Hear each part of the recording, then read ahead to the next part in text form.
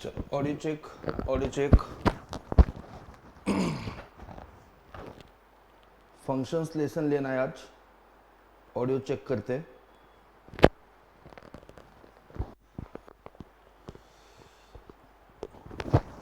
Audio check.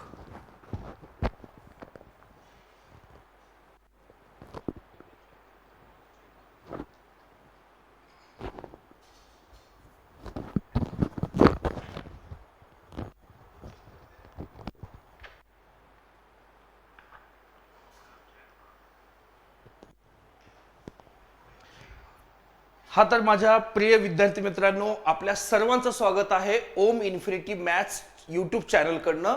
आणि आज आहे सलग 10वा दिवस जिथे मी तुमच्या सेवेमध्ये हजर आहे आणि आपण फ्री ऑफ कॉस्ट एक क्वालिटीवाला क्रॅश कोर्स देतोय। न थकता सलग 10वा दिवस आज डिलिव्हर करायला जातोय। याच्या पुढे आणखी सुद्धा 10 एप्रिल पर्यंत हा सेशन चालणार आहे। Daily according to course plan हे लेसन्स आपल्याला मिळत जाणार आहेत। याआधी vectors, matrices, line and plane, 11 trigonometry, 12th trigonometry एवढे लेसन्स आपण कंप्लीट केलेले आहेत। तुम्ही माझ्या चॅनलवरती मागचे व्हिडिओ पाहून जाऊन पाहू शकता।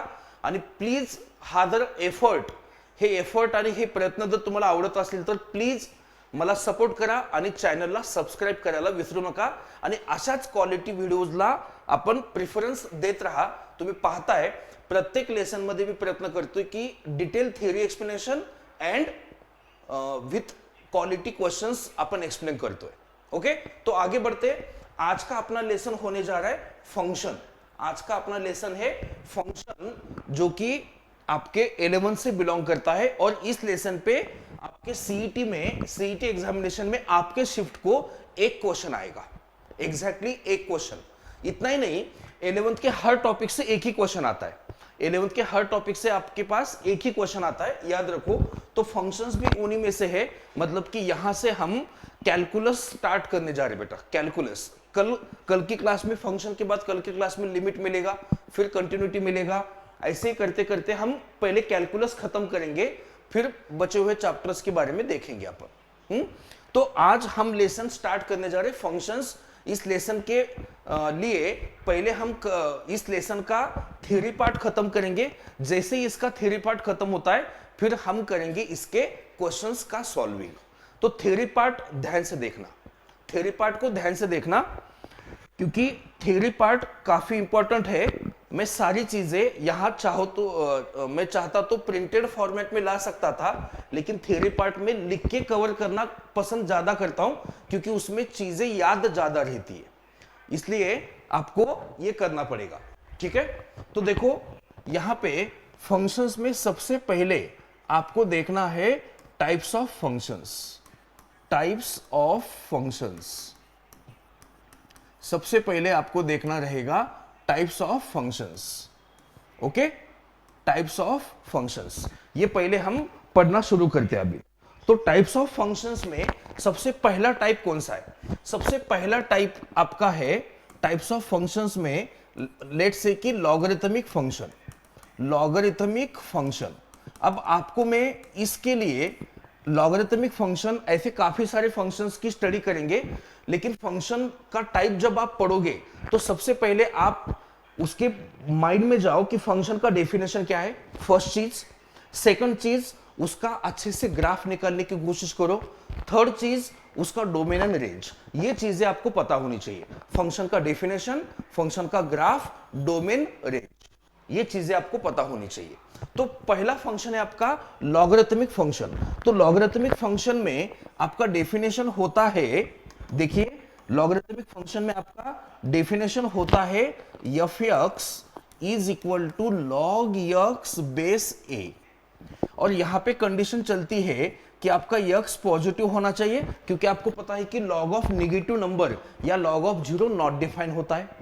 और जो बेस है ये भी बेस आपका पॉजिटिव चाहिए एंड नॉट इक्वल टू 1। ये कंडीशंस बेटा ये आपका क्रैश कोर्स लेने जा रहे हैं ना, तो जो थ्योरी पार्ट होगा वो ज्यादा क्विकली समराइज वे में हम कंप्लीट करेंगे।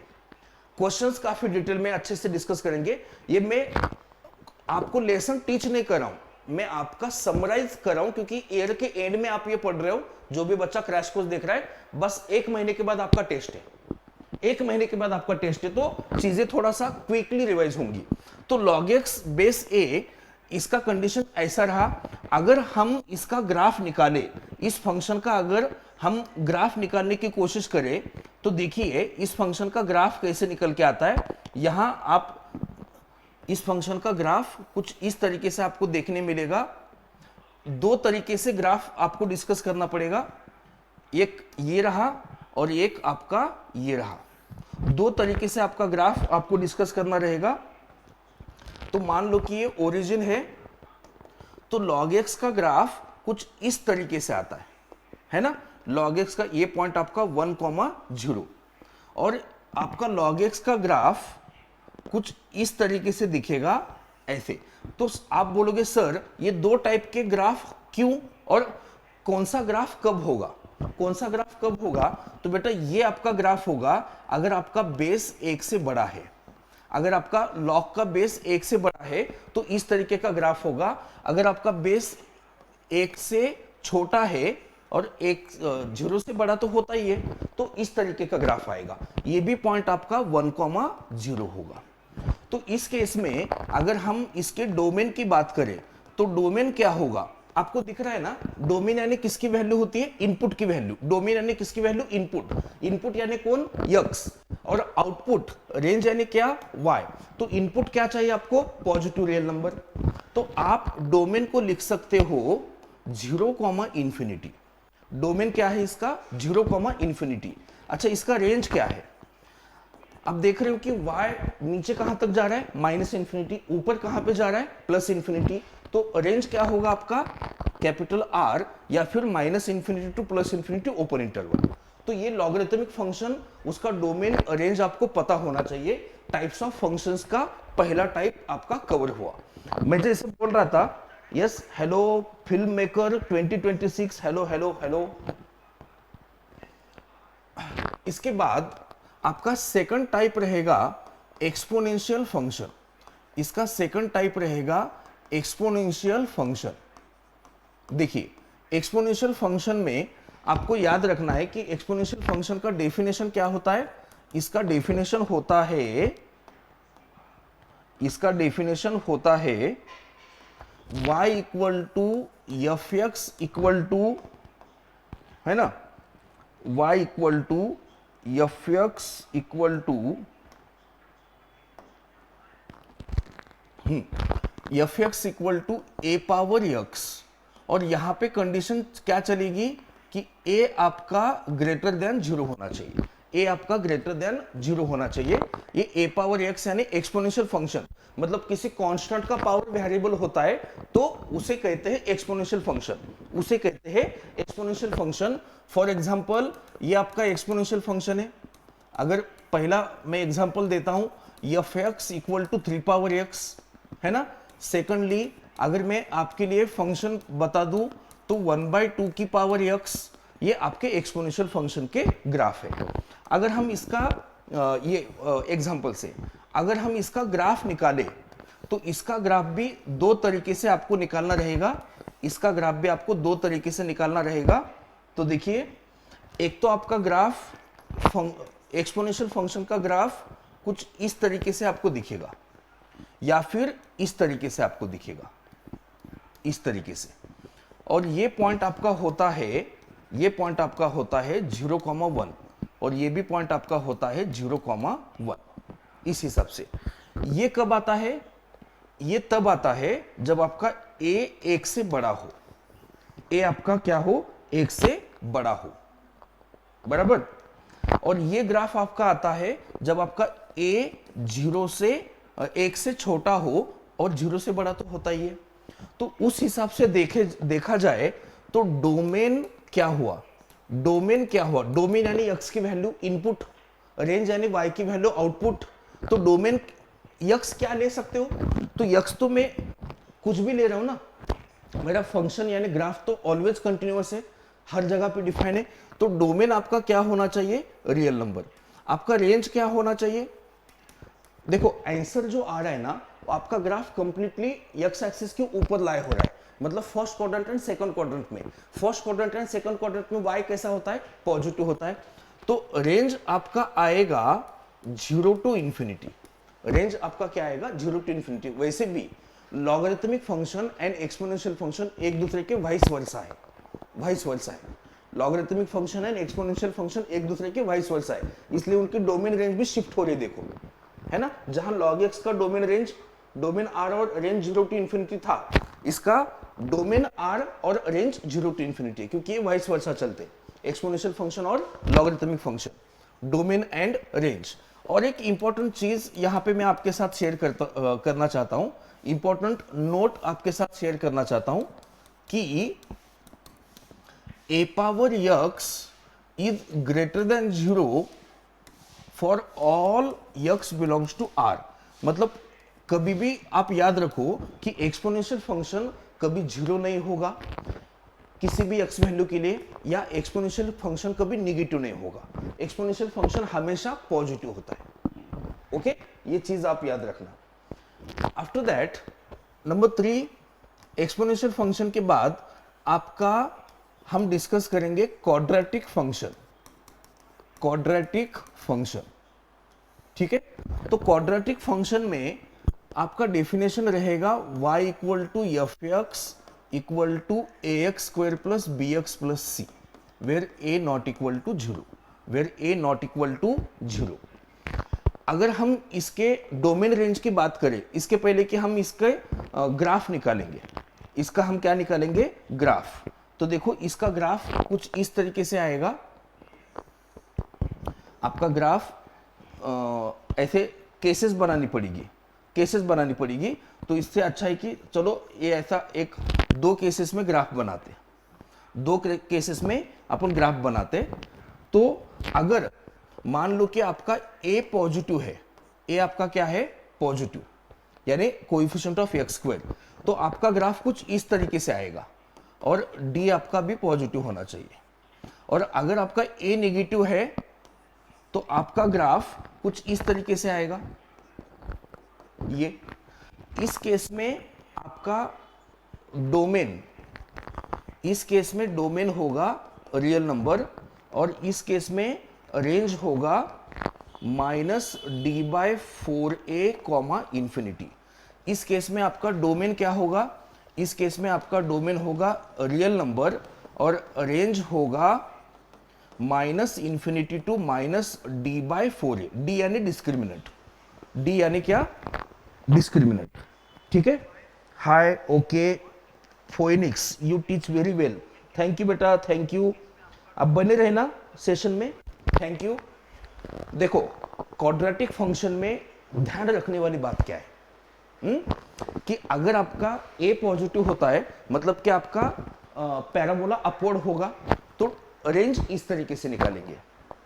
अगर आपका a नेगेटिव होगा, मतलब आपका पैराबोला डाउनवर्ड होगा, तो आपका रेंज इस तरीके से होगा। और एक इंपॉर्टेंट बात, किसी भी पॉलिनोमियल फंक्शन का, चाहे उसका डिग्री कुछ भी हो, डोमेन हमेशा रियल नंबर होता है।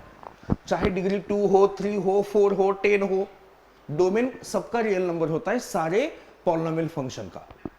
लेकिन रेंज, इवन डिग्री पॉलिनोमियल का रेंज चेंज होता है, एंड ऑड डिग्री पॉलिनोमियल का रेंज आर होता है। मैं चीजें आपको लिख के दूं क्या, चीजें अगर मैं आपको लिख के देना चाहूं तो बेटा इस तरीके से आप याद रख सकते हो, इस तरीके से याद रख सकते हो कि सबसे पहली बात कि domain of polynomial function, domain of polynomial function is always R. कि कोई भी पॉलिनोमियल फंक्शन का डोमेन, क्या कर रहे हो वर्षा पाटिल, माही, अरे आपस में बात चल रही है। Number 2, range of odd degree polynomial, range of odd degree polynomial is always R. याद रखना, जो भी ऑड डिग्री पॉलिनोमियल है उसका रेंज हमेशा आर होता है, और किसी भी डिग्री का, किसी भी डिग्री के पॉलिनोमियल का डोमेन आर होता है, और इवन डिग्री पॉलिनोमियल का डोमेन भी आर होगा, लेकिन रेंज के लिए आपको फॉर्मूला याद रखना पड़ेगा। रेंज के लिए आपको फॉर्मूला याद रखना पड़ेगा। ठीक है, आपका टाइप नंबर 3 कवर हुआ। अब आगे बढ़ते। अब आपका टाइप नंबर 4 याद रखो। टाइप नंबर 4 में आप एब्सोल्यूट वैल्यू फंक्शन, या फिर जिसे आप क्या बोलते हो, modulus function, absolute value function या फिर modulus function, absolute value function या फिर मॉडुलस फंक्शन। तो इसका डेफिनेशन होता है y equal to f x equal to mod x equal to, definition होता है x if x greater than equal to 0 and it is minus x if x is less than 0। जहां तक इसके graph के हम बात करें, अगर हम इसके ग्राफ की बात करें तो आपको पता होना चाहिए कि इसका ग्राफ कुछ इस तरीके से आपको दिखेगा, है ना। इसका ग्राफ कुछ इस तरीके से आपको दिखेगा, या ऐसा, मॉडुलस फंक्शन लाइक दिस। ये लाइन आपकी y इक्वल टू एक्स होती है और ये लाइन आपकी y equal to minus x होती है, y equal to minus x, है ना। ये आपका ओरिजिन हुआ। तो ये आपका y equal to mod x का ग्राफ है। इसका डोमेन क्या हुआ बच्चों? इसका डोमेन हुआ रियल नंबर। अच्छा, रेंज क्या हुई? रेंज दिख रही है ना, 0 से इंफिनिटी।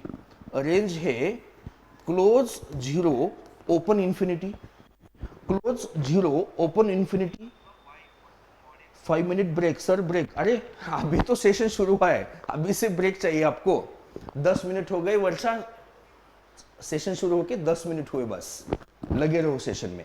दे दूंगा आगे आगे चल के 1 घंटे के बाद ब्रेक। यस। तो ये आपका मॉडुलस फंक्शन का ग्राफ हुआ इस तरीके से। अगर मान लो कि एग्जाम्पल के तौर पे आपके पास फंक्शन चलता है मॉड ऑफ x माइनस 3, तो इस फंक्शन का ग्राफ कैसे आएगा? तो इस फंक्शन का ग्राफ आपका बेटा इस तरीके से आपको दिखेगा ये। और मॉडुलस फंक्शन का ग्राफ हमेशा वी शेप होता है। ये आपका लाइन होगा y equal to x minus 3 और ये आपकी y लाइन होगी y equal to 3 minus x. बराबर? इस हिसाब से इसका डोमेन क्या है? इसका डोमेन अगेन, इसका डोमेन क्या है? R। इसका रेंज क्या है? Range 0 to infinity. रेंज यानी आउटपुट y वैल्यू। देखो मैं क्या कह रहा हूं, चाहे मॉडुलस में जो भी हो, यहां मॉडुलस के अंदर कौन था? यहां मॉडुलस के अंदर था x। यहां मॉडुलस के अंदर कौन है? x minus 3। मैं बोल रहा हूं मॉडुलस के अंदर चाहे जो भी हो, डोमेन रेंज नहीं चेंज होगा। डोमेन रेंज कभी चेंज नहीं होगा, सेम रहेगा। यानी एवरी मॉडुलस फंक्शन का डोमेन रेंज सेम होगा। ओके, यस वर्षा। टाइप नंबर 5, एब्सोल्यूट फंक्शन के बाद आपका टाइप नंबर 5 होगा ग्रेटेस्ट इंटीजर फंक्शन। आपको पता है कि ये टाइप काफी इंपॉर्टेंट है, ग्रेटेस्ट इंटीजर फंक्शन, जिसे आप शॉर्ट में क्या बोलते हो? जिसे आप शॉर्ट में GIF बोलते हो। जिसे आप शॉर्ट में क्या बोलते हो? GIF। तो इसका डेफिनेशन क्या होता है? इसका डेफिनेशन होता है y equal to f x equal to, इसको स्टेप एक्स भी बोलते बेटा, इसको क्या बोलते? Step x. और आपको पता है कि ये कैसे काम करता है? अगर मान लो कि स्टेप ऑफ 2.3 निकालना है तो इसका 2 आएगा, है ना। इसका मतलब मान लो कि स्टेप ऑफ माइनस 1.5 निकालना है तो माइनस 2 आएगा। स्टेप ऑफ 0.3 निकालना है 0 आएगा। स्टेप ऑफ 7 निकालना है 7 आएगा। यानी ये हमें इनपुट सारे रियल नंबर लेता है, इनपुट सारे रियल नंबर लेता है, लेकिन आउटपुट इंटीजर देता है। आउटपुट क्या देता है? इंटीजर। दैट इज, अगर हम बात करें एक एग्जांपल के तौर पे कि 1 less than equal to x less than 2, इनका स्टेप x होगा 1। एक एग्जांपल के तौर पे बता रहा हूं, अगर मान लो कि -2 से लेके ये -1 तक गया हुआ है, तो इसका स्टेप क्या होगा? इसका स्टेप होगा -2। इसका स्टेप क्या होगा? -2। अब निकालते हैं इसका ग्राफ। देखो इसका ग्राफ काफी इंटरेस्टिंग है, और मैं ग्राफ किस लिए ले रहा हूं, ताकि आगे आपको पता चलेगा कि मैं काफी सारे क्वेश्चन ऐसे ही ग्राफ के ऊपर ही निपटाऊंगा, बिना पेपर पेन के। ग्राफ, जस्ट इमेजिन कि फंक्शन का ग्राफ क्या है एंड क्वेश्चन सॉल्व, बिना पेपर पेन के, अगर ग्राफ अच्छे से पता हो तो। ठीक है? Yes, nicely explain. Yes, thank you Ketan sir, thank you. तो ये आपका, ये ऐसे होगा, है ना? फिर यहां पे इधर आएंगे, ये आपका कुछ 2 होगा, फिर यहां पे यहां जाएंगे, फिर आपका कुछ 3 होगा, यहां पे आपका कुछ -1 होगा, यहां पे क्लोज होगा और यहां पे ओपन होगा, यहां पे आपका कुछ -2 होगा, तो यहां पे क्लोज आएगा और यहां पे ओपन आएगा, यानी कि यहां पे आएगा -1, यहां पे आएगा -2, यहां पे आएगा +1, यहां पे आएगा +2। इस तरीके से देखते ही लग रहा है कि स्टेप फंक्शन इसको क्यों बोला होगा, है ना? ये डार्क लाइन है, ये लाइन डार्क है यहां पे, ऐसे। तो इसका डोमेन क्या है? मैंने बोला, अब देख लो एग्जांपल में कि डोमेन मतलब x की वैल्यू होती है। डोमेन में तो कोई भी वैल्यू ले रहे हो, यानी कि डोमेन क्या होगा? Real number. रेंज क्या होगी? रेंज होगी सेट ऑफ इंटीजर्स। तो ये होगा, क्योंकि आउटपुट हमको हमेशा इंटीजर ही मिलता जा रहा है ना, ये। तो ग्रेटेस्ट इंटीजर फंक्शन की काफी सारी प्रॉपर्टीज वगैरह वगैरह भी है, लेकिन मैं उसमें ज्यादा क्यों नहीं जा रहा हूं। जब मैं जेई मेन के बारे में लेसन पढ़ाता हूं, तो बेटा फंक्शन लेसन जब ऑफलाइन में मैं पढ़ाता हूं ना, एक महीना फंक्शन लेसन लेता है, इतना इंपॉर्टेंट लेसन है, एक महीना लगता है ऑफलाइन में पढ़ाने के लिए। लेकिन यहाँ टाइम कम है, और सीईटी के लिए जितना जरूरी है उतना ही मैं आपको दे रहा हूं, इसलिए इसमें इतना काफी है। ठीक है, आगे बढ़ते। हाँ, तो टाइप नंबर 6 हम डिस्कस करेंगे। तो हम बात करेंगे टाइप नंबर 6 की। तो हमें डिस्कस करना चाहिए फ्रैक्शनल पार्ट फंक्शन। तो फ्रैक्शनल पार्ट फंक्शन क्या होता है? तो y equal to f(x) equal to, ये आपका फ्रैक्शनल पार्ट फंक्शन रहा, है ना? एक एग्जांपल के तौर पे अगर मैं आपके लिए रखूं कि और एक बात इंपॉर्टेंटली कि ये x माइनस स्टेप x होता है, याद रखना कि इसका डेफिनेशन आप ऐसे याद रख सकते हो। ये डेफिनेशन होता है x minus greatest integer function of x, यानी स्टेप x। अगर मान लो कि 1.2 मुझे निकालना है, 1.2 का ये निकालना है, तो उस हिसाब से 1.2 माइनस इसका स्टेप, तो 1.2 माइनस 1, तो ये होगा आपका 0.2। फर्स्ट एग्जांपल, अगर आपको फ्रैक्शनल पार्ट ऑफ 0.3 निकालना है, तो यही डेफिनेशन लगाओ। तो 0.3 minus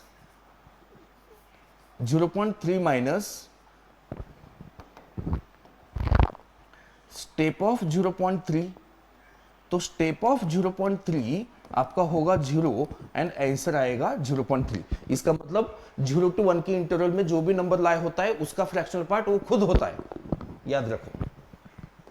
number 3, fractional part of -1.6 है, ऐसे। तो ये -1.6 होगा, माइनस 1.6 का स्टेप होगा, तो -1.6 माइनस ये होगा आपका -2, तो -1.6 + 2, तो ये होगा आपका 0.4। याद रखना बेटा, फ्रैक्शनल पार्ट का आंसर हमेशा पॉजिटिव होता है, लाइज बिटवीन 0 to 1। 0 हो सकता है क्या? जी हाँ बिल्कुल हो सकता है। 0 हो सकता है क्या? जी हाँ बिल्कुल हो सकता है। अगर मैं कहूं कि फ्रैक्शनल पार्ट ऑफ 5 क्या है, तो आप कहोगे 0। फ्रैक्शनल पार्ट ऑफ 5 क्या होगा? 0, है ना? तो इंटीजर का फ्रैक्शनल पार्ट 0 होता है। इंटीजर का फ्रैक्शनल पार्ट क्या होता है? 0। अगर हम इसके ग्राफ के लिए बात करें, अगर इसके ग्राफ के लिए बात करें, तो ये कुछ ऐसे आपको दिखना चाहिए। ये 0 0 है और ये 1 है, तो उस हिसाब से ये यहां पे क्लोज आएगा और यहां पे जाके ओपन होगा। यहां पे क्लोज होगा, यहां पे जाके ओपन होगा, यहां पे क्लोज होगा, यहां पे जाके ओपन होगा, एंड सो ऑन। यहां -1 होगा तो यहां पे क्लोज होगा, यहां पे ओपन होगा, और यहां अगर -2 है तो यहां पे क्लोज होगा और यहां जाके ओपन होगा। तो इस हिसाब से आपका फ्रैक्शनल पार्ट का फंक्शन आता है। तो उस हिसाब से डोमेन क्या है भाई इसका? तो डोमेन क्या है? Real number. इनपुट कुछ भी ले रहा है, लेकिन रेंज आंसर क्या दे रहा है? आंसर हमेशा 0 to 1 में दे रहा है। आंसर हमेशा 0 दे रहा है क्या? बिल्कुल दे रहा है। और बाकी सब जगह पे आउटपुट देखो, इसका आउटपुट क्या है? 0 से लेके 1 के बीच में। तो ये हो गया आपका डोमेन एंड रेंज। राइट बच्चों? यस। अभी ये कौन है? ओ वर्षा पाटिल, लाडिड म्यू घोप घोप, क्या है वो? क्या है वो? OP 1213 GGGGH क्या है? OP? Yes yes, Ketan sir thank you for support. हाँ, सेवंथ क्या है? सेवंथ में फंक्शन का टाइप अगर हम बात करें, देखो आपने कौन कौन से टाइप अभी तक कवर हुए? हमने कवर किया सबसे पहले लॉगरिथमिक फंक्शन, एक्सपोनेंशियल फंक्शन, फिर आपका क्वाड्रेटिक फंक्शन, फिर आपका step function, fractional part function, modulus function, और अभी हम बात करेंगे सिग्नम फंक्शन की। Signum function. तो सिग्नम फंक्शन आपका क्या होता है? देखो, y equal to f x equal to signum of x is equal to -1 if x negative, 0 if x 0, +1 if x greater than 0। तो इस हिसाब से आपका सिग्नम फंक्शन होता है। तो इसका ग्राफ कैसे दिखेगा? देखो, इसका ग्राफ सिंपली आपको इस तरीके से दिखना चाहिए। इसका ग्राफ आपको, ये पॉइंट भी ग्राफ का एक पार्ट है। यहां पे 1 और यहां पे -1, तो यहां पे ओपन एंड ऐसे स्ट्रेट लाइन, ये y इक्वल टू 1 वाली स्ट्रेट लाइन, यहां पे ओपन और ये वाली स्ट्रेट लाइन, ये y इक्वल टू -1, इस तरीके से, है ना? तो डोमेन क्या हुआ भाई? ये देखो ना, x वैल्यू क्या ले रहा है? नेगेटिव पॉजिटिव 0, यानी पूरा रियल नंबर ही हुआ ना। तो डोमेन क्या है? R। रेंज क्या है? रेंज है -1 0 1 का सेट। रेंज क्या है? -1 0 1 का सेट। आगे type number 8, even and odd function. Even and odd function. तो देखो, जो फंक्शन ये वाला डेफिनेशन सेटिस्फाई करेगा उसे कहेंगे इवन फंक्शन। जो ये वाला डेफिनेशन सेटिस्फाई करेगा उसे कहेंगे odd function.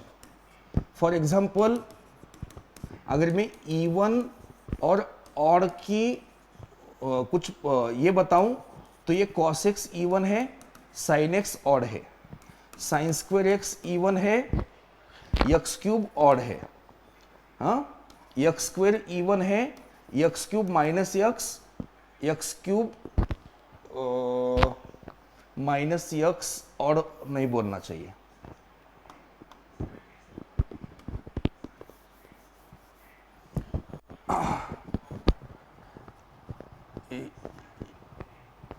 X cube plus x बोलना चाहिए। एक्स क्यूब प्लस यक्स हम बोल सकते हैं कि ऑड है ना, इस हिसाब से।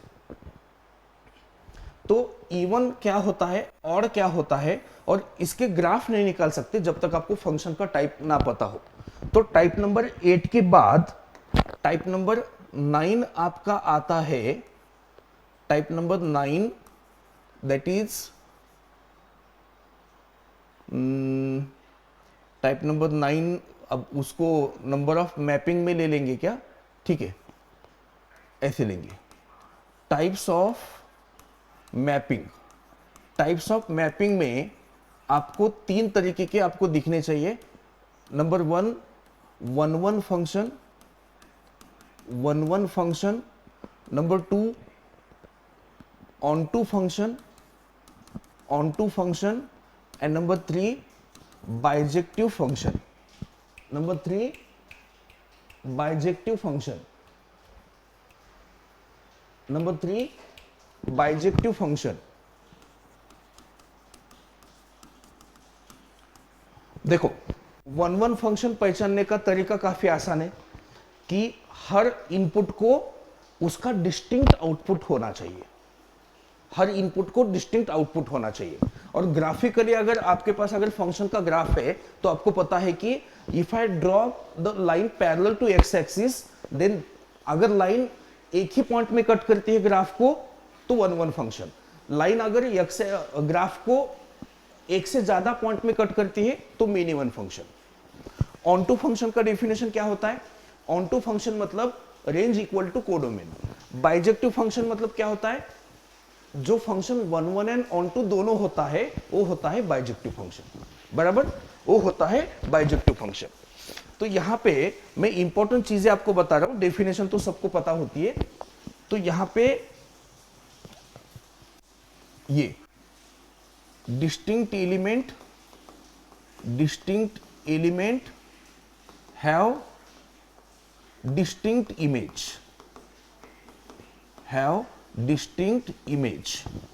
ऑन टू फंक्शन मतलब क्या होता है? आपको ऑन टू फंक्शन मतलब रेंज और कोडोमेन आपका क्या होता है? सेम। बाइजेक्टिव फंक्शन मतलब क्या होता है? 1 and onto both, 1 and onto both. अब देखो एज नोट मैं आपके लिए लिख रहा हूं, सबसे पहला नोट कि अगर number of functions from a to b, ये फॉर्मूलाज काफी काम के हैं, तो ये होता है n ऑफ b की power n of a। Number of functions from a to b, इसका formula. Number 2 number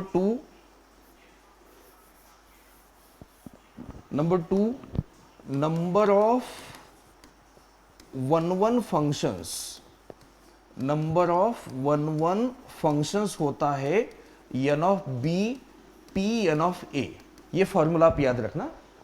number 3 if n of a आपका r है और n ऑफ b आपका n है, तो number of onto functions का formula, number of onto functions का formula होता है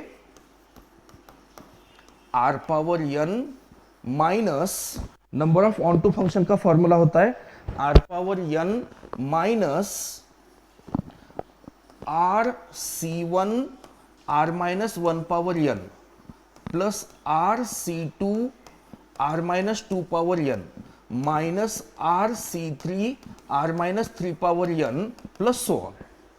इस तरीके से आपका number of onto function का फॉर्मूला होता है। इस तरीके से आपका number of onto function का फॉर्मूला होना चाहिए। इसमें number of onto functions का फॉर्मूला याद रखना ही थोड़ा दिक्कत है, बाकी तो इजी है। और इफ n ऑफ a आपका x है और यही वैल्यू आपकी n ऑफ b की है, तो तो याद रखने वाली चीज क्या है कि नंबर ऑफ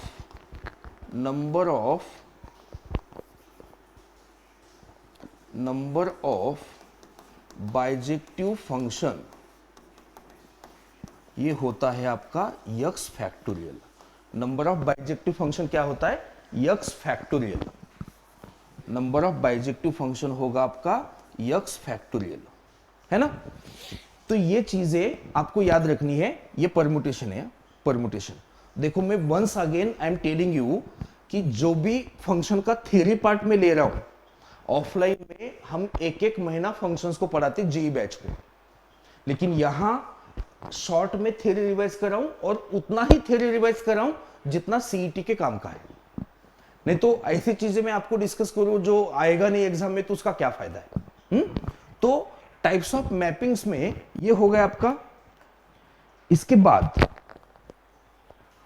हम डिस्कस करने जा रहे composite function. Composite function, composite function यानी इस तरीके से f o g of x यानी फंक्शन ऑफ फंक्शन होता है। G of f of x यानी जी ऑफ ये नोटेशन जो होता है g o f of x यानी ये होता है g of f of x. यानी कॉम्पोजिट फंक्शन मतलब एक फंक्शन के ऊपर दूसरा फंक्शन। अगर मान लो कि एग्जांपल के हिसाब से, और यहां पे और भी होता है ना, f o f of x ये होता है एफ ऑफ एक्स। इस हिसाब से अगर मान लो कि ये ऐसा कुछ है और आपका जी एक्स है x upon x plus one, और आपको फाइंड करने के लिए बोला है for example f o g of x, तो हम कैसे फाइंड करेंगे?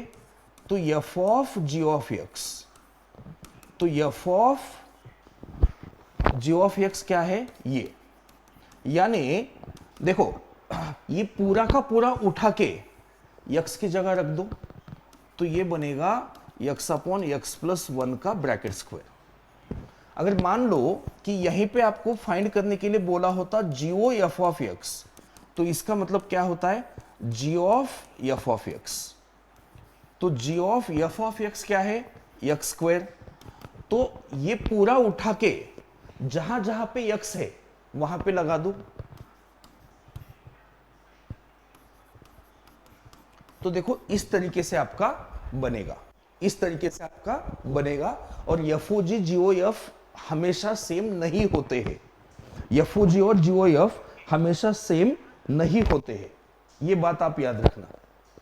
एंड लास्टली हम डिस्कस करेंगे about the inverse function. Inverse function, a function which is 1 onto both its inverse exist। आपको पता है, और ऐसे फंक्शन को कहा जाता है इन्वर्टिबल फंक्शन। ऐसे फंक्शन को कहा जाता है इन्वर्टिबल फंक्शन। जो फंक्शन 1 onto होता है उसी फंक्शन का इनवर्स एग्जिस्ट करता है। ये बात याद रखना आप, है ना। तो एक एग्जांपल के तौर पे अगर आपको फंक्शन दे रखा है for example x plus one upon x minus one, और आपको फाइंड करने के लिए बोला है कि एफ इनवर्स एक्स, तो इसके स्टेप क्या होंगे? सबसे पहले आप y में लिखो इस तरीके से, फिर क्रॉस मल्टीप्लाई करो। मतलब जहां y x के टर्म में लिखा हुआ है वहां आप कोशिश करो x को y के टर्म में लिखने की। x को y के टर्म में लिखना है मुझे, तो x y minus y equal to 1 plus y. तो x कॉमन लिया, sorry x y minus x होगा। तो x कॉमन लिया y माइनस वन और यहाँ पे y प्लस वन, तो x को लिया y plus one upon y minus one. X को लिख सकते एफ इनवर्स y, और फिर जाके अपन क्या चेंज करेंगे? ये y की जगह x लगा दो। तो ये प्रोसेस होता है फंक्शन का इनवर्स फाइंड करने का। हमेशा ये सेम नहीं आता है, इस क्वेश्चन में आया हुआ है लेकिन ये हमेशा सेम नहीं होता, अब अलग अलग होता है, लेकिन प्रोसेस यही होता है इनवर्स फाइंड करने का। y को y x के टर्म में दिया रहता है, फंक्शन दिया मतलब y x के टर्म में दिया हुआ होता है, आप कोशिश करते हो x को y के टर्म में लिखने की, बस आपका आंसर बन जाता है आपका। तो ये आपका थ्योरी पार्ट हुआ। फंक्शन का थ्योरी पार्ट हमने लगभग 50 मिनट में कवर किया। फंक्शन का थ्योरी पार्ट कवर हो गया। अब यहां से आगे हमें सिर्फ फंक्शंस के क्वेश्चंस करने हैं, सिर्फ फंक्शन के क्वेश्चंस करने। इसके पहले कि मैं क्वेश्चंस पे जाऊं, यहां पे मैं थोड़ा सा 2 मिनट का ब्रेक लेता हूं। 2 मिनट का ब्रेक है, इसके बाद अपन क्वेश्चन सॉल्व करना शुरू करेंगे नॉन स्टॉप। ओके, चलो।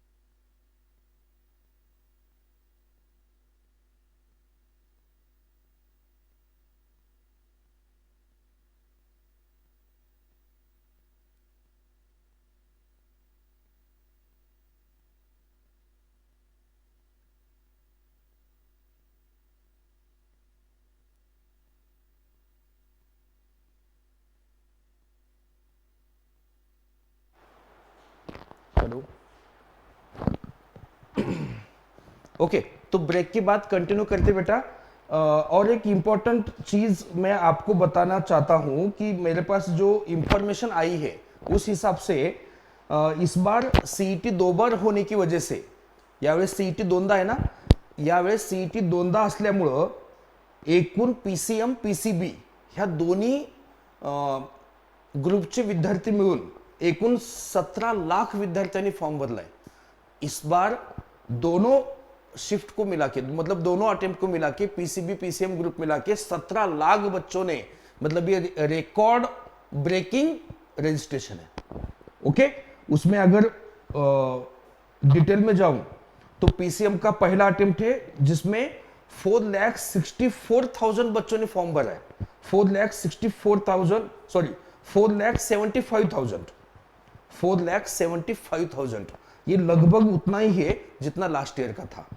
लेकिन मेरे ख्याल से कि ज्यादा जो बड़ा है ना, वो ज्यादा बड़ा है पीसीबी वालों का, क्योंकि उनको नीट का जरा डाउटफुल है, तो सेफ साइड चलो पीसीएम का पीसीबी का सीईटी दे देते।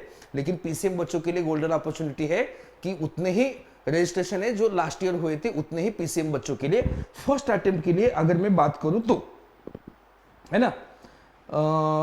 दोनों अटेम्प्ट मिला के पीसीएम के बच्चे अभी तक फॉर्म रजिस्टर्ड है 3 लाख के आसपास, 3 लाख के आसपास। मतलब कि देखो बच्चों कि अब मैं तो सीईटी पढ़ाता हूं, जेई भी पढ़ाता हूं, पिछले 10 साल से सीईटी पढ़ा रहा हूं, जेई पढ़ा रहा हूं। लेकिन इस बार जो सीईटी का पिकअप है वो काफी ज्यादा बेहतर पिकअप है। म्हणजे बरेच विद्यार्थी आता सीईटी कडे वळू लागलेत, जेईच्या पेक्षा कमी एफर्ट मध्ये सीईटी होणार आहे हे जाणीव विद्यार्थ्यांना होऊ लागली। आणि विशेष म्हणजे हे करत असताना आपल्याला एक गोष्ट लक्षात घेतली पाहिजे की बाबा आपण हातातलं सोडून धावताच्या पाठीमागे जाऊ नका ना। ज्यांना वाटतं की बाबा आपल्यानी खरंच जेई होऊ शकते त्यांनी जेईला द्यायला पाहिजे। ये हर बच्चे के बस की बात नहीं है जेई। बेटा लेवल देख रहे हो ना, किस टाइप का लेवल आ रहा है, तो उस हिसाब से उससे कम एफर्ट में आप अच्छे से सीईटी करो, आपका काम हो जाता है। ये मैं मेरे एक्सपीरियंस के साथ बता रहा हूं। पढ़ाने को तो मैं जेई पढ़ा रहा हूं, पढ़ा सकता हूं, लेकिन और एक इंपॉर्टेंट चीज देख लो कि अगर आपको सीईटी के लेवल का प्रिपरेशन जेई के टीचर से मिल सकता है तो फिर कितनी अच्छी बात होगी। आपका कोई डाउट ही क्लियर नहीं होगा, मतलब डाउट बचेगा ही नहीं। इसलिए जेई के टीचर से पढ़ना कभी भी आपके लिए बेनिफिशियल होगा। तो ये क्वेश्चन करते हैं, इस क्वेश्चन को करते हैं। उगीच धावत्याच्या पाठीमागे पळून फायदा नाही। आपल्याला सीईटी जर कम्फर्टेबल वाटत असेल, आपण जर सीईटी साठी बनलेले असेल तर सीईटी करा ना। उगीच काहीतरी डोक्यामध्ये घ्यायचे की नाही मी जेईचा विद्यार्थी, मी जेईच करणार। अरे कोण सांगितलंय? करणार तर होणार तर इंजिनियरच आहेस ना तू। शेवटी तुला डिग्री इंजिनिअरिंगची भेटणार आहे ना। एक चांगलं कॉलेज घे ना, सीयूपी मधून पास आउट हो, इट्स लाईक एनआयटी। हे समजायला पाहिजे ना। आणि हे पण एक चुकीचं आहे बघा की बरेच विद्यार्थी म्हणतात की बाबा आपल्याला जेई केलं की सीईटी होतच, असं नसतं। दोन्ही परीक्षेचा पूर्णपणे संबंध वेगळा आहे। सीईटीला सीईटीचे ट्रीटमेंट द्यावे लागते, जेईला जेईचीच। हा, पण एवढं आहे की जेई केलेल्या विद्यार्थ्याला सीईटीचे क्वेश्चन क्रॅक करायला इझी जातं, बट जेई केलं की सीईटी पूर्णपणे झालं असं म्हणता येत नाही। कारण जेई मध्ये आपण निगेटिव्ह मार्किंगच्या थिंकनी त्यावेळी विचार करत असतो। सीईटीला आपण निगेटिव्ह मार्किंग नसते। सीईटीला थोडासा स्ट्रेट फॉरवर्ड क्वेश्चन असतो। त्यामुळे बेटा आणखी सुद्धा वेळ आहे, कंप्लीट 1 मंथ आहे। जर तुमचा 11 एप्रिलला शिफ्ट पडणार नसेल तर कंप्लीट 1 मंथ आहे। तुम्ही तुमचं लाईफ बदलू शकता, तुम्ही तुमचं पूर्ण फॅमिलीचं भविष्य बदलू शकता। हे शेवटचा 1 महिना स्वतःवरती द्या आणि अशा गोष्टीसाठी आपण फॉलो करा आणि सोबत बनून राहा आणि निश्चितपणे मी तुम्हाला एका बेस्ट स्कोअरकडे घेऊन जातो। मी फक्त आता क्रॅश कोर्स घेतोय एवढ्यावरच नाही थांबणार। माझी पुढे शॉर्टकटची सिरीज येणार आहे, त्याच्यामध्ये नुसते शॉर्टकट डिस्कस करणार आहे। त्याच्यानंतर हॉट्सची सिरीज येणार आहे की हॉट्सचे क्वेश्चन कोणते आहेत सीईटी मध्ये आणि त्याला कमी वेळेमध्ये कसं क्रॅक करायचं, विदाउट पेपर पेन कसे क्वेश्चन सॉल्व्ह करायचे, ह्या सगळ्या गोष्टी आपण डिस्कस करणार आहे। ओके, त्यामुळं आपण चॅनल सोबत बनून राहायचे, चॅनल सोबत जुड़ून राहायचे. बढ़ते आगे. तो ये क्वेश्चन है आपका, डोमेन फाइंड करना है. और एक इंपॉर्टेंट चीज कि फंक्शन लेसन में मैक्स टू मैक्स टाइप एक ही क्वेश्चन आता है, तो max to max times domain and range पे ही सवाल आया है, इसलिए डोमेन रेंज पक्का करो भाई, तगड़ा करो. डोमेन रेंज का तगड़ा आपको प्रिपरेशन करना है, उसी पे सबसे ज्यादा चांसेस है क्वेश्चन आने के. ओके चलो, तो डोमेन का क्वेश्चन है, ये आपका फंक्शन दे रखा है 2 power x plus 2 power y is equal to 2. और यहां अपने पास क्रैश कोर्स में मुझे काफी सारी चीजें कम टाइम में कवर करनी है, इसलिए मैं इधर उधर की बातें नहीं करता. आपको दिख रहा होगा, जिसने भी इसके पहले के वीडियो देखे होंगे, मैं बस सब्जेक्ट टू सब्जेक्ट बात करता हूं, इसलिए मैं इधर उधर की बात नहीं करता कि मुझे लगता है कि उतने टाइम में एक आध क्वेश्चन सॉल्व होगा, वही क्वेश्चन एग्जाम में आएगा तो आपका फायदा होगा. नहीं तो बाकी चैनल्स की तरह मैं इधर उधर की बातें कर सकता था, एंटरटेनमेंट दे सकता था, लेकिन ये चैनल सिर्फ टॉपर बच्चों के लिए ये चैनल बना हुआ है. तो जो बच्चा सीरियस है उसी के लिए फायदा देगा, इसलिए मैं ज्यादा एंटरटेनमेंट ना करते हुए ज्यादा फोकस करता हूं कंटेंट पे, स्टडीज पे. ओके, तो 2 power x plus 2 power y is equal to 2. जो मेरा ईयर लॉन्ग बैच होता है वहां पे हंसी मजाक मस्ती चलती है, लेकिन बेटा यहां एक महीने में मुझे 25 लेसन देने हैं, तो मैं हंसी मजाक एंटरटेनमेंट करते रहूंगा तो बात नहीं बनेगी ना. तो ये आप जान के रखना. त्यामुळे आपण याला फार सिरियसली घेऊन या क्रॅश कोर्सला घेऊन चाललो. ओके, अब इसका डोमेन निकालना है. तो डोमेन यानी किसकी वैल्यू होती है, इनपुट. इनपुट यानी कौन, यक्स, यानी मुझे यक्स के इंटरवल में इंटरेस्ट है, यक्स के इंटरवल में इंटरेस्ट है. तो इस हिसाब से होगा तो क्या होगा, तो यहां पे आप 2 power y is equal to 2 minus 2 की पावर x. तो 2 पावर x 2 पावर y, देखो 2 की पावर y, और यहां से 2 कॉमन ले सकते हो आप.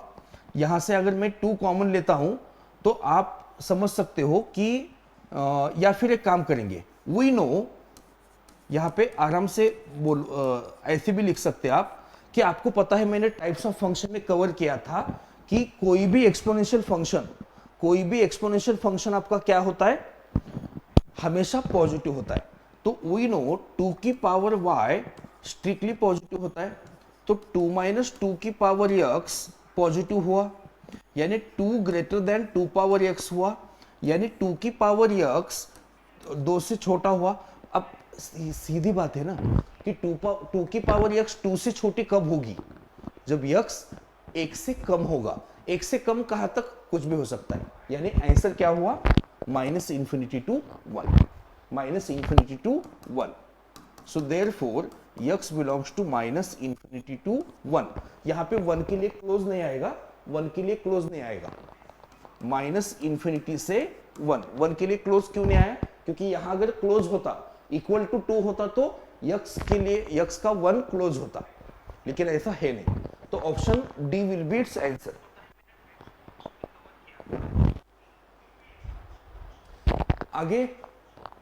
आगे बढ़ते, देखो तो इस हिसाब से इस सवाल को करना रहेगा सी. तो ये 2024 का फंक्शंस का सवाल है, ध्यान से देखना. डोमेन आपको निकालना है, तो एफ एक्स इक्वल टू क्या रहेगा, लॉग ऑफ क्या है, base 2 x plus 3 whole divided by, denominator को हम क्या करेंगे, फैक्टराइज. और अब पता है कि कोई भी फंक्शन डिफाइन होने के लिए डिनोमिनेटर नॉन जीरो चाहिए, डिनोमिनेटर नॉन जीरो चाहिए. और डिनोमिनेटर जीरो कहां पे हो रहा है, -1 एंड 2 पे, उसे आपको डोमेन से हटाना पड़ेगा. बाय द वे न्यूमरेटर में क्या है, न्यूमरेटर में आपका लॉग डिफाइन तब होता है जब लॉग जिस पे लगा होता है वो क्वांटिटी पॉजिटिव होनी चाहिए. तो हियर अगर मैं कंडीशंस की बात करूं तो x प्लस 3 मेरा स्ट्रिक्टली पॉजिटिव चाहिए और x मेरा नॉट इक्वल टू -1 -2 चाहिए, ताकि डिनोमिनेटर जीरो ना बने. तो इस हिसाब से x मेरा ग्रेटर देन -3 हुआ, x नॉट इक्वल टू -1 -2 हुआ. तो इस हिसाब से आपका आंसर होगा ऑप्शन डी, -3 से बड़ा लेकिन -1 -2 छोड़ के. तो ऑप्शन डी इसका सही आंसर है. Right, okay. आगे, range of the function, okay. देखिए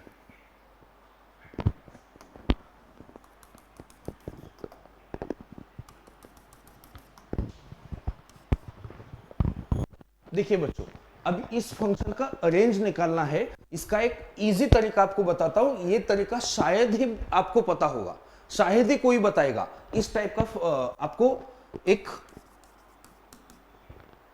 सॉल्यूशन देता हूं इसका।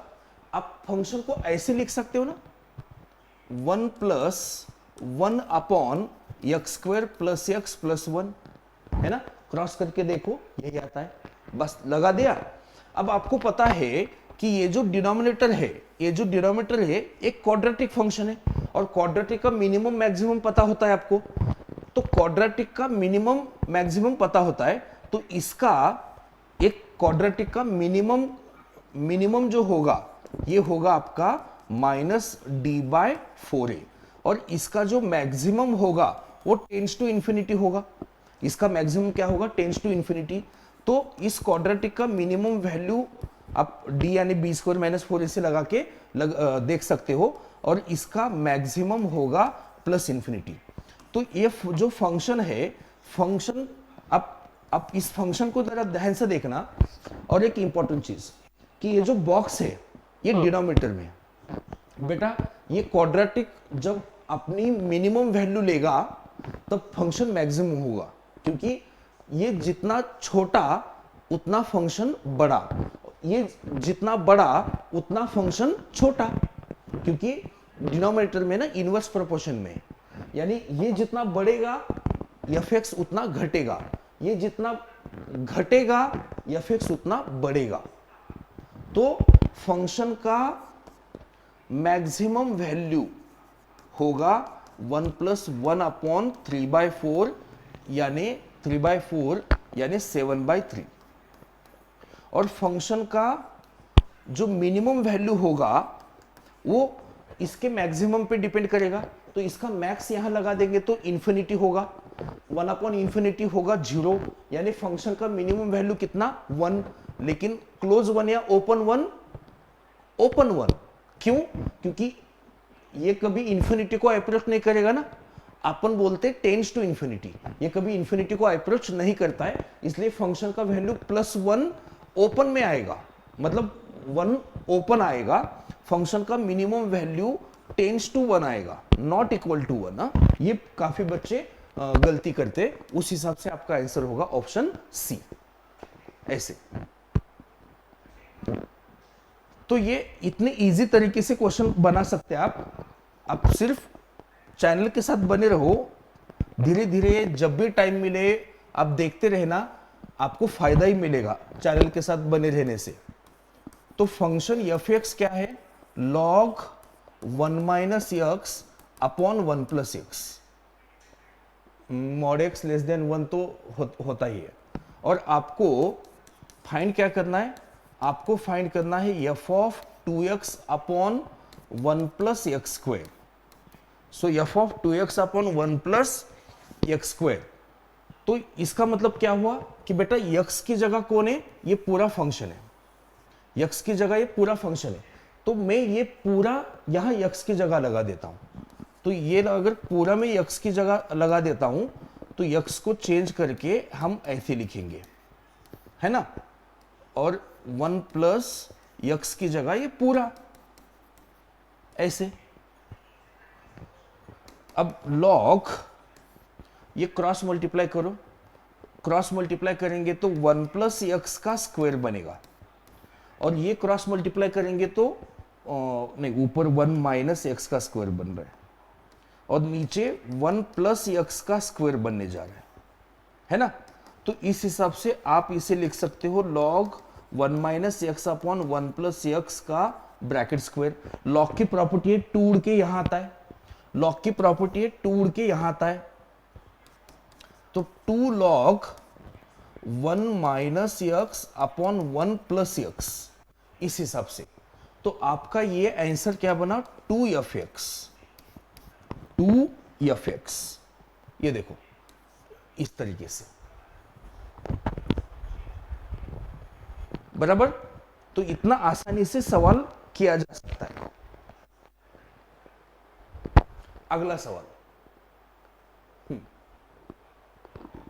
ठीक है, ये 2025 का सवाल दिख रहा है, देखना 2025 का सवाल है, अच्छे से इसे सॉल्व करेंगे एकदम शॉर्ट तरीके से, एकदम शॉर्ट तरीके से। इसका एक आसान तरीका तो ऐसे भी हो सकता था कि आप ऑप्शन पुट करो, ऑप्शन पुट करो, x की वैल्यू यहां पे लगा दो तो बात बन जाएगी, लेकिन थोड़ा लेंथी भी लग सकता है। अगर पता चला कि 8 सेटिस्फाई हो रहा है तो दिक्कत है ना। तो यहां आप इसकी शुरुआत करो। देखो ये जो पहला टर्म है आपका x का, पहला टर्म जो है आपका x का, उसे आप क्या लिख सकते हो, उसे आप लिख सकते हो log 15 पावर x बेस 15, बराबर। इस पहले टर्म को प्लस क्या लिखा है, log 5 plus 3 power x base 15 is equal to, यहां क्या आएगा, log of 5 power x base 15 plus log of 24 base 15, बराबर। अब लेफ्ट में log की प्रॉपर्टी लगाओ, बेस सेम है ना, तो log की प्रॉपर्टी लग सकती है। तो log की प्रॉपर्टी के अकॉर्डिंग ये होगा 15 power x into 5 plus 3 power x। देखो सारी चीजें अपन पूरा प्रॉपर्टी वगैरह डिस्कस नहीं कर सकते, क्योंकि ये आपको समराइज फॉर्म में देना पड़ेगा मुझे। तो 5 पावर x इंटू 24 बेस 15, दोनों तरफ के लॉग हटा दो, दोनों तरफ के लॉग हटाएंगे, 15 power x in bracket 5 plus 3 power x equal to 5 power x into 24। बड़े आराम से आप 15 पावर x को लिखिए 5 power x 3 power x 5 plus 3 power x equal to 5 power x into 24।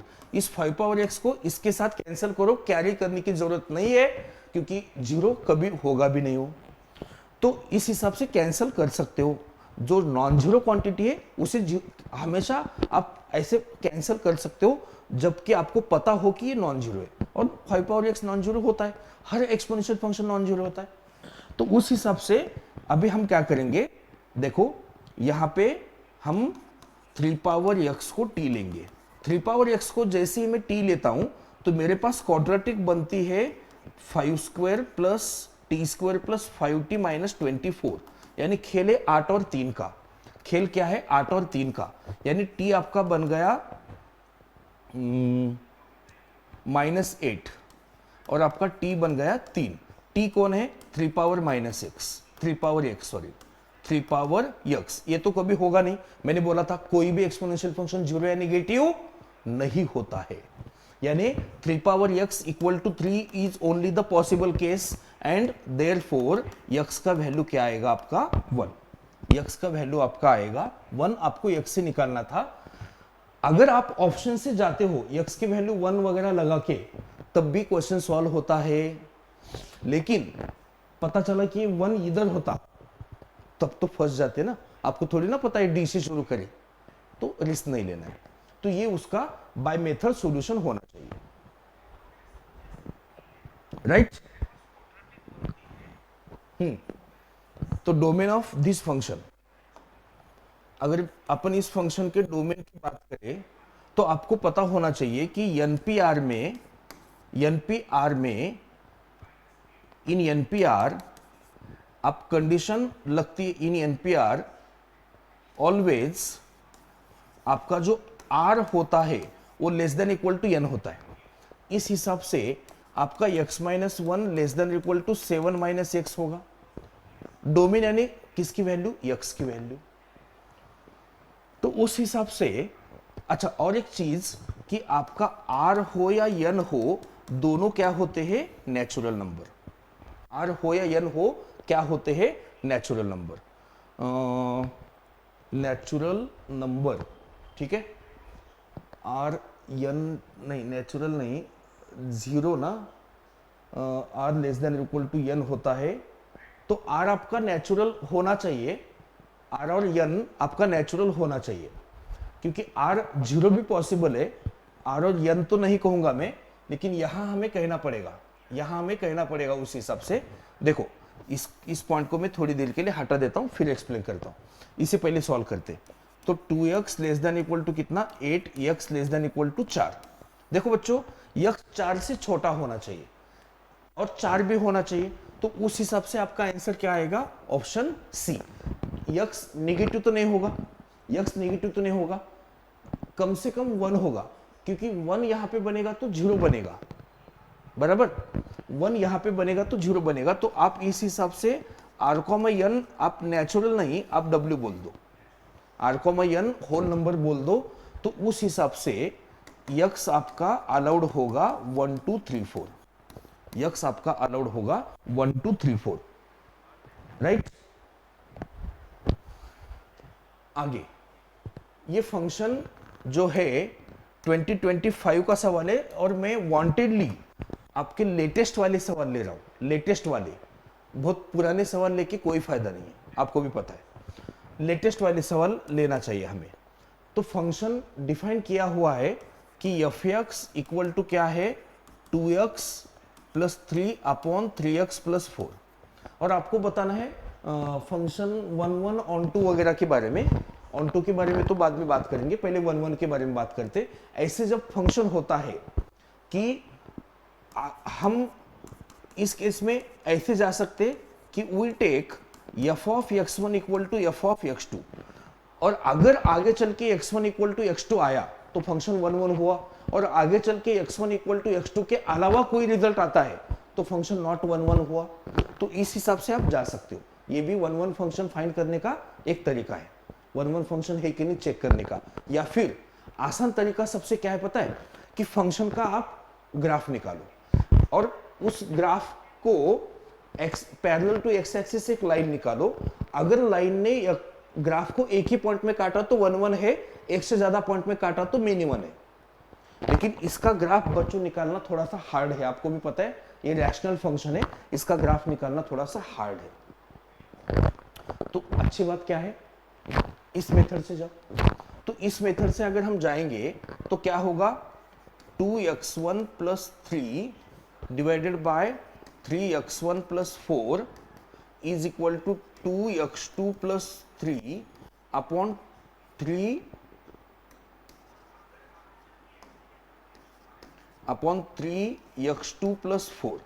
Cross multiply करो, पहले इससे करेंगे 6x1 x2 plus 9x2 plus अभी 4 से करेंगे 8x1 plus 12, that is equal to, यहां मल्टीप्लाई करेंगे 6x1 x2 plus 9x1 plus 8x2 plus 12। तो ये 12 12 कैंसिल, ये कैंसिल, बस इतना ही बचता है। तो उस हिसाब से अगर देखा जाए तो रिजल्ट क्या आ रहा है आपका, रिजल्ट आपका कुछ इस तरीके से आ रहा है, 9 in bracket x2 minus x1 is equal to 18 bracket x2 minus x1।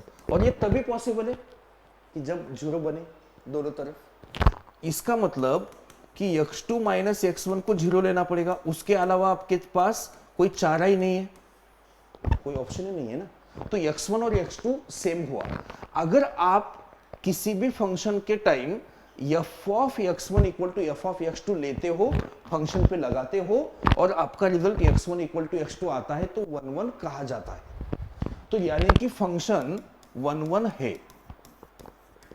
Function 1 1 है। अब ऑन टू की बारी। ऑन टू में क्या चाहिए होता है आपको, रेंज एंड कोडोमेन सेम चाहिए होता है, रेंज एंड कोडोमेन आपका सेम चाहिए होता है। तो नाउ f(x) की जगह y लिखो। देखो मैं रेंज और कोडोमेन के बारे में बात करना चाहता हूं। अच्छा, कोडोमेन क्या है, रियल नंबर ही होगा ना, कोडोमेन आपका क्या होगा, रियल नंबर। तो यहां पे 3xy plus 4y equal to 2x plus 3। अब मैं कोशिश करने वाला हूं x को y के टर्म में लिखने की, x को y के टर्म में लिखना है, तो इसे इधर लेके आना पड़ेगा और इसे इधर लेके आना पड़ेगा। तो x 3y माइनस 2, तो x equal to 3 minus 4y upon 3y minus 2, इस हिसाब से। तो इसका मतलब देखो y क्या होता है, y का वैल्यू यानी रेंज, y की वैल्यू का सेट यानी इंटरवल यानी होता है रेंज। यहां बेटा ऐसी कौन सी y वैल्यूज है जिसके लिए x डिफाइन होता है? भाई मैं तो कहता हूं अगर y 2/3 छोड़ दिया तो y कुछ भी रखो, कुछ ना कुछ तो x मिलेगा एक्सेप्ट 2/3। यानी y कहां पे बिलोंग करेगा? y बिलोंग करेगा रियल नंबर एक्सेप्ट 2/3। तो ये हो गया फंक्शन का रेंज, y का सेट यानी रेंज होता है। तो इस हिसाब से आपका क्या होगा, ऑन टू होगा। अगर क्योंकि आपका कोडोमेन r है ना, तो रेंज भी आपके r माइनस 2/3 है, तो रेंज इक्वल टू कोडोमेन होने के लिए ये ऑप्शन सही बैठ रहा है। ऑन टू होगा अगर y नॉट इक्वल टू 2/3 है, और 1 तो है ही, वो तो पहले ही प्रूव कर दिया हमने, 1 तो है ही। तो बेटा जब भी आप क्वेश्चन में फंसोगे ना, ये सीईटी के सवाल ऐसे ही होते, 1 फंक्शन कैसे चेक करें और ऑन टू फंक्शन कैसे चेक करें, इस हिसाब से। देखो अब अगला सवाल भी 2025 का है बेटा, हल्का फुल्का सवाल लेता ही नहीं मैं। टॉपर बच्चों के लिए सुटेबल चैनल, टॉपर बच्चों के लिए सुटेबल चैनल। अभी मैंने बात की, लगभग 4,75,000 बच्चों ने फॉर्म भरा है पीसीएम का, फर्स्ट अटेम्प्ट का। भाई फर्स्ट अटेम्प्ट में धुआ करो, फर्स्ट अटेम्प्ट में आपकी सीट सिक्योर करो, सेकंड अटेम्प्ट में मजे करो। तो फर्स्ट अटेम्प्ट को ही सिरियसली लेके आपको वहीं पे आपके झंडे गाड़ने, सेकंड अटेम्प्टची वाट पाहू नका, फर्स्ट अटेम्प्ट मध्येच आपले सीट सिक्योर करा, म्हणजे जो कॉन्फिडन्स भेटेल ना तो खूप वेगळा लेवलचा कॉन्फिडन्स असेल। त्यामुळे फर्स्ट अटेम्प्टला जस्ट एक ट्रायल अटेम्प्ट म्हणून कधीच पाहायचं नाही, मला काय करायचं ते माझ्या लाईफचं तिथंच द्यायचं सगळं 100% असं म्हणूनच उतरायचं, तसंच उतरायचं पहिल्या अटेम्प्टला, बरोबर आहे। चला तर फंक्शन आहे fx, आणि मी तुम्हाला या आधी पण सांगितलंय, आता पण सांगतोय, या चॅनलवरती फक्त हा लाईव्ह क्रॅश कोर्स नाही, शॉर्टकट सिरीज येणार आहे, हॉट्सची सिरीज येणार आहे। हॉट्स म्हणजे higher order thinking skill questions, प्रत्येक लेसनचे 10 हॉट्स वाले क्वेश्चन, म्हणजे तुम्हाला जे 99% जवळपास मला मॅथमॅटिक्स मध्ये नेऊन सोडायचे, त्याच्यामध्ये कोणत्याच गोष्टीची मी कसर नाही सोडणार। साधे क्वेश्चन तर कव्हर होतीलच, ते तुम्ही स्वतः कव्हर करून घ्याल, पण माझं आहे त्या टॉप 10% जे क्वेश्चन, 50 पैकी 10 क्वेश्चन सगळे लेसन मिळून जे तुम्हाला हार्ड लेवलचे क्वेश्चन जाणार आहेत ना, त्याच्यावरती मी अटॅक करणार आहे माझ्या जेईच्या एक्सपर्टीजला वापरून। पहा तर fx इक्वल टू काय आहे, 2x³ plus mx² minus 13x plus n, okay, plus n। नऊ आपल्याला काय दिले, 2 and 3 आर याचे रूट्स आहेत, हे बघा 2 आणि 3 रूट्स आहेत। इसका मतलब क्या हुआ, इसका मतलब हुआ कि f(2) आपका क्या होने जा रहा है, 0। रूट्स है का मतलब क्या होता है, ऐसी x वैल्यू जो फंक्शन को 0 बनाती है, वही तो रूट्स होता है। तो f(2) अगर मैं सॉल्व करता हूं, 2 का क्यूब कितना, 8 2 16 प्लस यहाँ पे 4m और यहाँ पे -26 plus n is equal to 0। तो 4m plus n is equal to 10, ये मेरा फर्स्ट इक्वेशन रहा है ना। 4m प्लस, हाँ, इस इक्वेशन से अगर हम बात करें तो f(3) 3 को x की जगह लगाना है, तो यहाँ पे आएगा 27 2 54, 54 प्लस 3 को यहाँ लगाना है, तो ये बनेगा 9m, 3 को यहाँ लगाना है, ये बनेगा -39 and plus n is equal to कितना आएगा बच्चों, 0। तो ये 9m प्लस n और ये इक्वल टू नेगेटिव में बनेगा, नेगेटिव में क्या बनेगा, नेगेटिव में क्या बनेगा, 54 माइनस 39, ये 40 अगर मान लिए 14 15 15 आएगा ना, 15। अब इन दो इक्वेशंस को सॉल्व करो, हमें क्या निकालना है, 4m प्लस 5n निकालना है, तो इसे यहां लगा दे, तो यहाँ पे 9m plus n is equal to कितना -15, if I am not wrong, तो ये साइन चेंज करके ये -5m लिख देता हूं, और ये 15 और 10 25 होगा, यानी यम मेरा -5 आने जा रहा है। यम कितना आने जा रहा है? -5। यम अगर अपना -5 है तो यन कितना होगा? किसी भी एक इक्वेशन में रख दो, यम की वैल्यू -5 लगा देते, -20 आएगा, -20 इधर जाके +20 होएगा, +20 +10 मतलब 30 होएगा, यन मेरा 30 निकल के आ रहा है। देयरफॉर 4m + 5n क्या निकल के आ रहा है? 4 इंटू -5 + 5 इंटू 30, यानी ये बन गया आपका -20 + 150, यानी आपका आंसर आने जा रहा है 130, ऑप्शन सी। बच्चों जो भी आप लाइव में जुड़े हो ना, प्लीज आंसर देने की कोशिश करो, मेरे साथ साथ आंसर बनाने की कोशिश करो। और जो बच्चे इस वक्त अभी के लिए इस लाइव में जुड़े हैं ना, उनको एक गिफ्ट देता हूं। गिफ्ट मतलब ऐसा सवाल आपके साथ डिस्कस करूंगा जो आपकी जो पलक झपती, मतलब आपण म्हणतो ना पापणी झापून उघडेपर्यंत क्वेश्चन सॉल्व, पापणी झापून उघडेपर्यंत क्वेश्चन सॉल्व। एक क्वेश्चन सांगतो, मजा येईल। हे बघा, हा क्वेश्चन बऱ्याच विद्यार्थ्यांना त्रास देतो। ह्या क्वेश्चनची एक सुपर ट्रिक सांगतो, या क्वेश्चनची एक सुपर ट्रिक सांगतो। क्वेश्चन बघितल्यानंतर भरपूर टेन्शन येतं। हे बघा, अशा क्वेश्चनची एक सुपर ट्रिक आहे, सुपर ट्रिक। सुपर ट्रिक हा क्वेश्चन व्यवस्थित वाचा। जो ब्रॅकेट आहे तो आहे ग्रेटेस्ट इंटिजर फंक्शनचा ब्रॅकेट, असा नॉर्मल ब्रॅकेट नाहीये। सुपर ट्रिक सांगतो, हे जे क्वेश्चन असतात ना, असे क्वेश्चन जेई मध्ये भरपूर वेळ सॉल्व्ह करतो आपण। सुपर ट्रिक काय असेल या क्वेश्चनची, तर एक शॉर्टकट सांगतो की step x plus step x plus 1/n plus step x plus 1/2/n plus so on step x plus n-1/n। जर तुमचा क्वेश्चन या पॅटर्न मध्ये असेल मित्रांनो, तर तुमचं आन्सर हे असं असतं nx, आणि या हिशोबाने आपला आन्सर झाला ऑप्शन डी। 10 सेकंद 10 सेकंड्स मध्ये क्वेश्चन सॉल्व्ह होतो।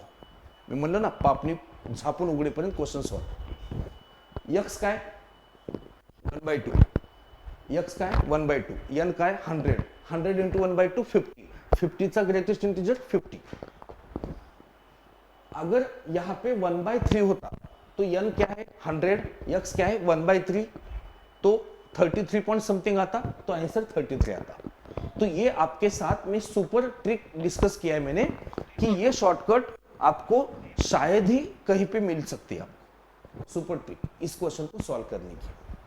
तो ये 2025 का एक आसान सवाल, आसान नहीं कहूंगा, ये 2025 का एक टफ सवाल था। जिसको ये शॉर्टकट नहीं पता उसके लिए टफ सवाल है। जिसके लिए शॉर्टकट के बिना बेटा उतरो ही मत एग्जाम में, उतरो ही मत एग्जाम में।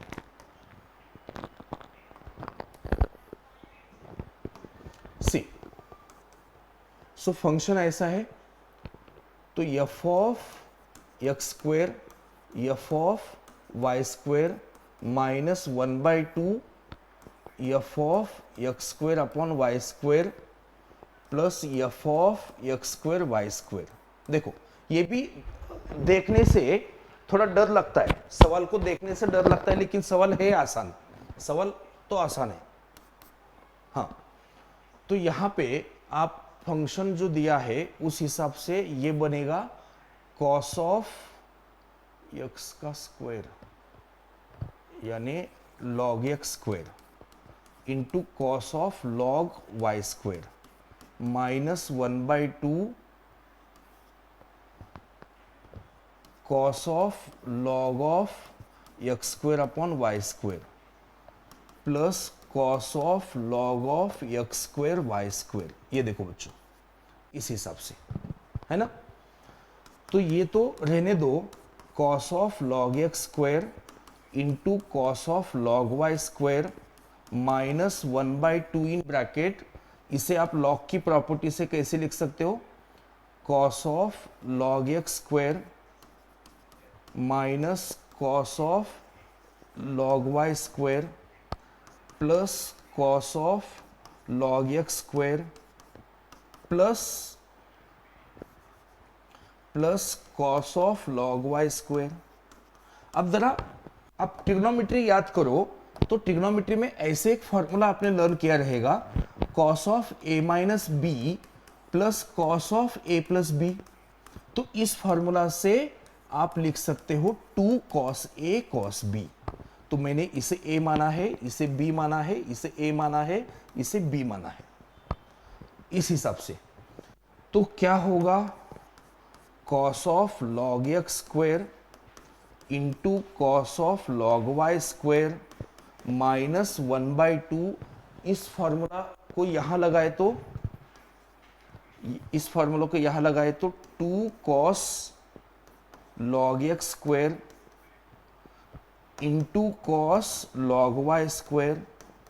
तो देखा जाए तो ये 2 कैंसिल हो रहा है बेटा, और ये सेम माइनस सेम, तो बन गया ना answer 0। Option D will be your answer. बहुत आसानी से सवाल बनेगा, देखते ही बच्चा डर जाता है यार, लेकिन होता नहीं कुछ क्वेश्चन में। सीईटी के क्वेश्चन से डरोगे तो जिंदगी में कैसे आगे बढ़ोगे? डरना है तो जेई के क्वेश्चन से डरो ना, वो होते हैं डराने लायक।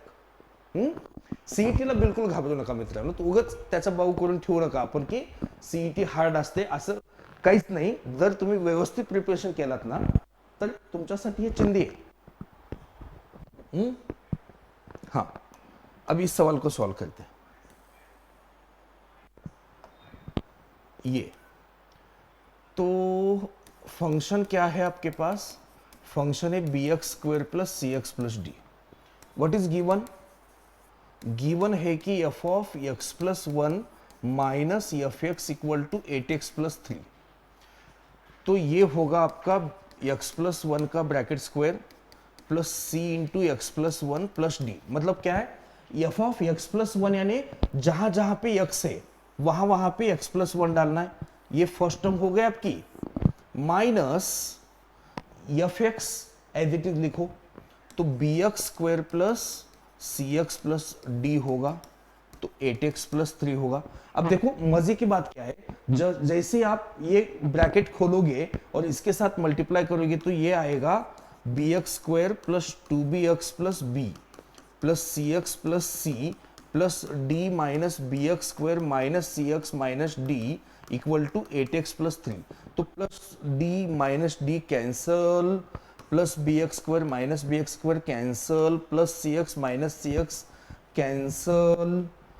तो उस हिसाब से 2b आपका बन गया 8b बन गया 4। 4 ऑप्शन, एक ही ऑप्शन में आंसर खत्म। आपकी तसल्ली के लिए c भी निकालो, तो b plus c will be 3, b की वैल्यू यहां लगा दो, c विल बी -1, खत्म। तो ऑप्शन बी आपका आंसर तो पहले आ चुका था, राइट। आगे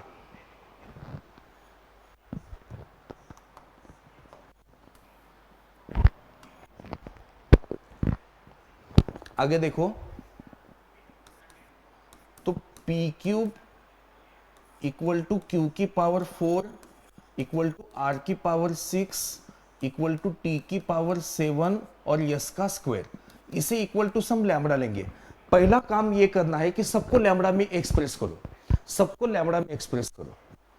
तो यहां पे p बनेगा आपका लैम्बडा पावर 1/3, q बनेगा लैम्बडा पावर 1/4, r बनेगा लैम्बडा पावर 1/6, t बनेगा लैम्बडा पावर 1/7 और यस बनेगा लैम्बडा पावर 1/2, है ना। नाउ लॉग क्या निकालने भाई, पी क्यू आर एस, और बेस में शायद t है, हाँ वो ठीक से दिख नहीं रहा होगा लेकिन बेस में t है। तो लॉग सबको लैम्बडा में लिखना है ना, सबको लैम्बडा में लिखना है, तो पावर्स का एडिशन होगा 1/3 plus 1/4 P Q R yes और बेस में क्या है, बेस में लैम्बडा पावर 1/7 है। तो लॉग ऑफ लैम्बडा की पावर, यहां अगर मैं एलसीएम 12 लेता हूं तो यहां क्या बनेगा, 4 3 2 6 15। तो बच्चों ये ऐसे बनेगा, लैम्बडा की पावर 15/12 ऐसे। तो आपको प्रॉपर्टी में बता देता हूं, लॉग की प्रॉपर्टी होती है कि log a power m base b power m n होता है, तो ये ऐसे आप लिख सकते हो, ये लॉग की प्रॉपर्टी होती है। तो उस हिसाब से देखा जाए तो 15/12 अपॉन 1/7, और ये बना log 7 log lambda base lambda, log lambda base lambda कितना 1, यानी आपका आंसर बनेगा 15 इंटू 7।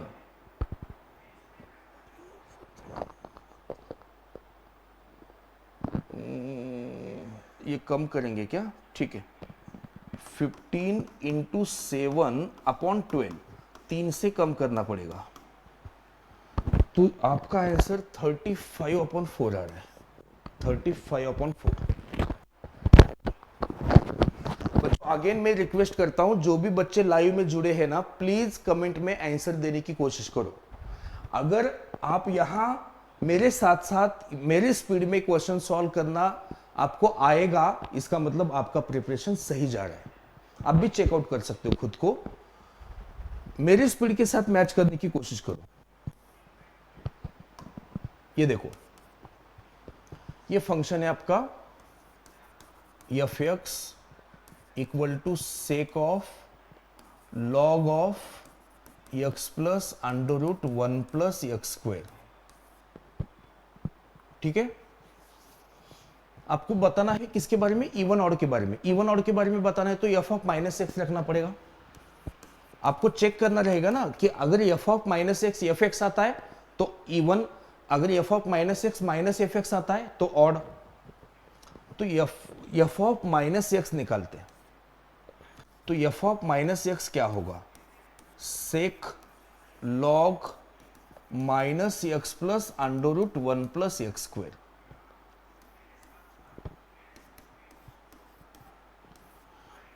इसको रॅशनलाइज कर दो भाई, क्योंकि यहां पे तो आप बता नहीं पा रहे हो ना इवन आहे की ऑड आहे, इथं तर सांगू शकत नाही इवन आहे का ऑड आहे। मग ह्याला रॅशनलाइज करा, याला रॅशनलाइज जर केलात तर इथं काय येईल, लॉग ऑफ रूट 1 प्लस, अच्छा ऊपर का तो 1 ही बनेगा और नीचे क्या बनेगा, ये ऐसे बनेगा। रैशनलाइजेशन आपको आता है, तो सेक ऑफ लॉग, इसको ऊपर लेके चलते, under root 1 plus x square plus x की पावर -1, और आपको पता है लॉग की प्रॉपर्टी से -1 यहां आता है। So f of minus x चल रहा है आपका, तो sec of minus log under root 1 plus x square plus x, so that is equal to, आपको पता है कि सेक ऑफ माइनस थीटा होता है सेक थीटा, तो उस हिसाब से ये बन गया sec of log under root 1 plus x square plus x. तो ये आपका एफ एक्स के बराबर हुआ। तो बेटा एफ ऑफ माइनस एक्स आपका एफ एक्स के बराबर हुआ, मतलब कि फंक्शन एफ क्या हुआ आपका, इवन। फंक्शन एफ आपका क्या होना चाहिए, इवन फंक्शन होना चाहिए। बराबर। तो इवन ऑड के बारे में हमें बताना था, जो हमने यहां पे बता दिया। Next one,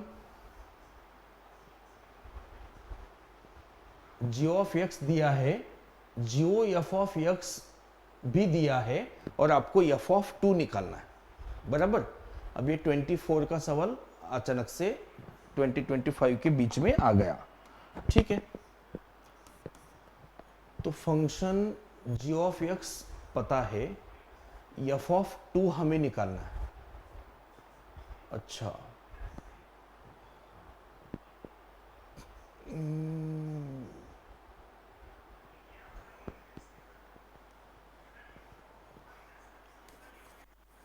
Jio F of x, इसका मतलब होता है जीओ ऑफ एफ ऑफ एक्स, बराबर। यानी जी लगा है एफ एक्स पे, तो ये होगा एफ एक्स का square plus F x minus one. यहां फंक्शन को दोबारा से, तो आपको निकालना क्या है, अच्छा ये दिया हुआ है ना, तो ये अच्छा ये दिया हुआ है कि 4x square minus 10x plus 5, इस हिसाब से नो यहाँ पे हम पुट करेंगे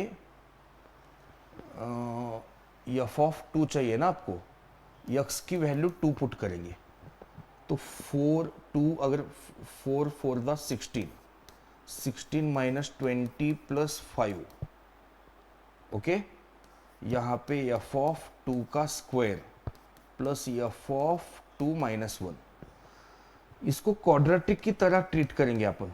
एफ ऑफ 2 का square plus F of 2 minus 1 quadratic की तरह ट्रीट करना है, तो ये कितना, ये 1 और ये माइनस 1 उधर जाके ये माइनस 2 बनेगा, तो यानी कि f of 2 plus 2 into F of 2 minus 1, तो इस हिसाब से एफ ऑफ 2 आपका आएगा माइनस 2 एंड एफ ऑफ 2 आपका आएगा प्लस 1, माइनस 2 प्लस 1, दोनों आंसर होने चाहिए। किसी आंसर को रिजेक्ट करने का सवाल ही पैदा नहीं होता। और एक बात, सीईटी में एक से ज्यादा आंसर नहीं होते हैं, तो सर आपने तो दो जनों को टिक किया है, भाई क्वेश्चन ही गलत है। अगर ये सवाल हाँ आया हुआ सवाल है, तो वहां पे दोनों आंसर को मार्क मिलने चाहिए थे, क्योंकि 1 और माइनस 2 में से किसी को रिजेक्ट करने का कोई रीजन ही ना, कुछ क्वेश्चन में दिया ही नहीं। तो दोनों उसके आंसर है, दोनों इस सवाल के आंसर है, याद रखना। आगे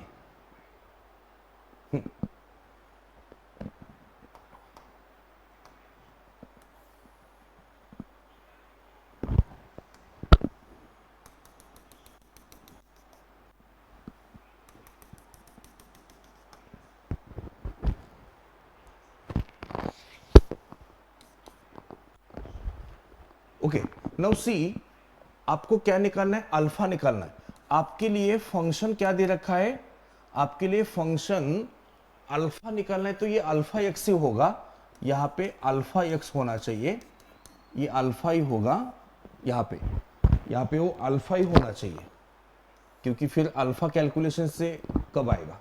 हाँ, इट इज गिवन दैट कि f of x is equal to क्या है, एक्स है, तो एफ ऑफ फंक्शन यहां पे रखो। अब देखो एफ एक्स ऐसा है और आपको ये निकालना है, तो ये पूरा उठा के एक्स की जगह रख दो, तो alpha in bracket alpha x upon x plus 1 divided by alpha x upon x plus 1 is equal to x. अब इसे सॉल्व करते रहो भाई, एक्स का वैल्यू, अल्फा का वैल्यू निकालना है क्या, ठीक है, अल्फा का वैल्यू निकालना है, तो नीचे का एक्स प्लस 1 क्रॉस होने के बाद कैंसिल तो कर ही सकते, तो alpha square x upon alpha x plus 1 is equal to x. तो इसे आगे में लेके चलता हूं, तो alpha square x equal to alpha x square है ना, अल्फा एक्स प्लस 1 ऐसे आए ना।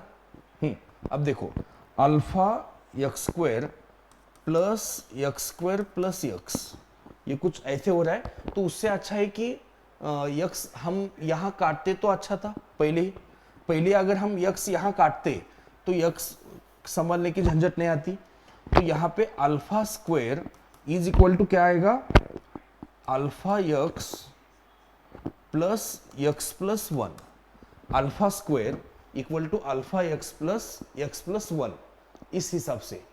तो एक्स आपका अच्छा अल्फा क्या होना चाहिए, अल्फा क्या होना चाहिए, या यक्स क्या होना चाहिए, क्वेश्चन कुछ अजीब है।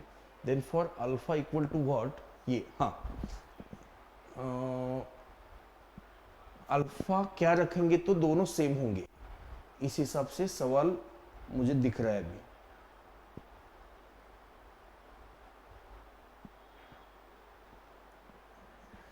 यक्स को काटना सही था क्या?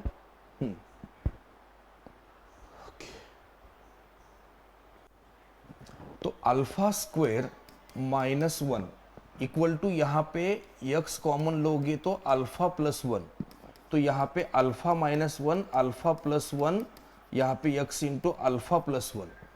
तो अल्फा, ये दोनों सेम रखने, दोनों सेम होने का चांस एक ही है कि अल्फा को माइनस वन रख दो। Alpha minus one should be your answer. ये दोनों साइड सेम होंगे, अगर मैं अल्फा को माइनस वन रखता हूं तभी बराबर, अल्फा माइनस वन सही है, ठीक है। ये आसान सवाल है, ये आपके लिए छोड़ देता हूं। ये सवाल बनाते, ये सवाल बनाते। देखो सबसे पहली बात तो आपको फंक्शन क्या दे रखा है, फंक्शन दे रखा है a minus x upon a plus x. तो मेरी बात ध्यान से सुनना कि आपको यहां ये दे रखा है और आपको एंड में क्या निकालना है, F of minus one by five. मतलब आपका काम किसके लिए रुका है, ए के लिए। ए कैसे निकालता हूं देखो, मैं ए कैसे निकालता हूं आराम से देखो कि f of x is equal to क्या दे रखा है, यक्स दे रखा है। तो f of a minus x upon a plus x. तो जहां जहां पे यक्स है वहां वहां पे ये पूरा उठा के रख दो। तो a minus x upon a plus x, और नीचे a minus x upon a plus x is equal to क्या आएगा, यक्स आएगा। देखो आराम से इसे क्रॉस मल्टीप्लाई कर दो, तो a square plus a x minus a plus x divided by a square plus a x plus a minus x is equal to x, ठीक है। अब क्रॉस मल्टीप्लाई करने की बारी आ गई। क्रॉस मल्टीप्लाई अगर मैं करता हूं तो यहां ए square plus a x minus a plus x, और यहां पे बनेगा ए square x plus a x square plus a x minus x square, उस हिसाब से बराबर। तो इसे अगर बैलेंस करना है तो सीधा समझ में आ रहा है कि ए क्या रखेंगे तो बैलेंस हो रहा है, ए क्या रख, ये plus a x minus A x तो कैंसिल हो रहा है। I think A one satisfy हो रहा है ना। देखो ना, ज्यादा अपन इसमें सोचने की बात क्या है, ए अगर मैं वन रखता हूं तो वन माइनस वन कैंसिल होगा, ए अगर वन रखता हूं हाँ तो सेटिस्फाई हो रहा है बच्चों। ए वन आप रखो, ये एलएचएस और आरएचएस सेम आ रही है, क्योंकि ए वन रखेंगे तो a square minus A cancel हो रहा है, लेफ्ट में यक्स बच रहा है, और ए वन लगा देता हूं यहां पे, ए वन लगा देता हूं हर जगह पे, तो क्या सेम आ रहा है,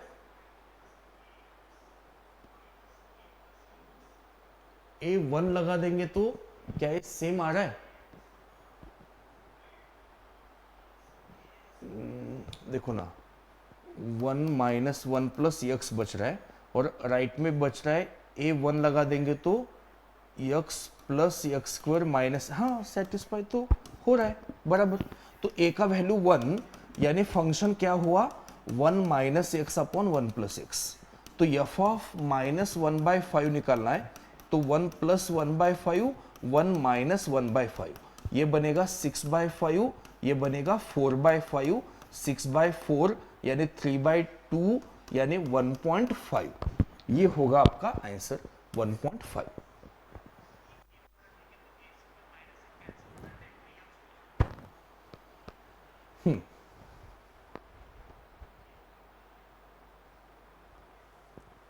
ठीक है, अब एक अच्छा सा सवाल बनाते हैं और फिर सेशन को खत्म करते हैं।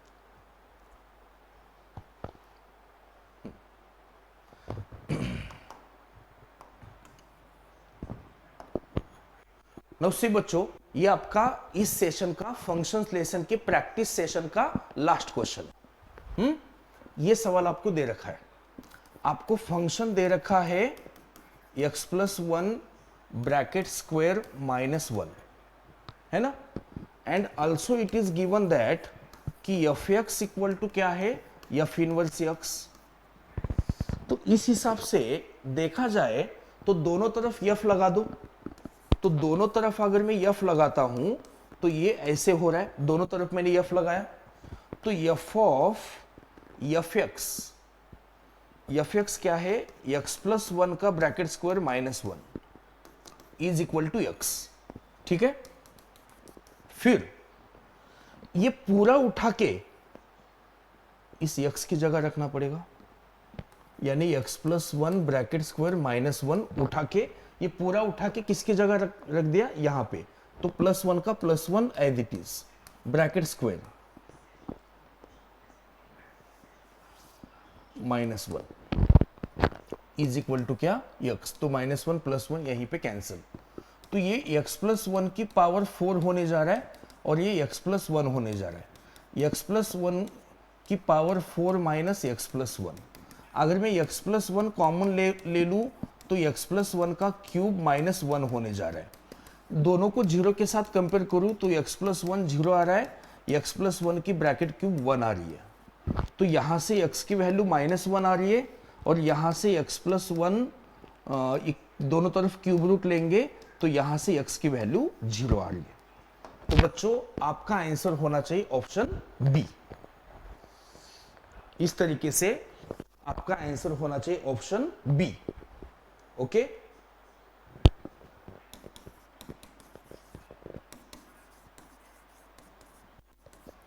तो आज के सेशन में फंक्शंस लेसन में बस इतना ही। एंड आपके लिए बिग थैंक यू इसके लिए क्योंकि आप काफी सारे बच्चे इस लाइव में एंड तक जुड़े रहे थे। इसका मतलब कि इस क्रैश कोर्स का इंपॉर्टेंस बच्चों को अभी समझ में आ रहा है। ओके, तो मैं अपनी एंड से तो मैं बिल्कुल एफर्ट्स दे रहा हूं, आप भी साथ देते रहो।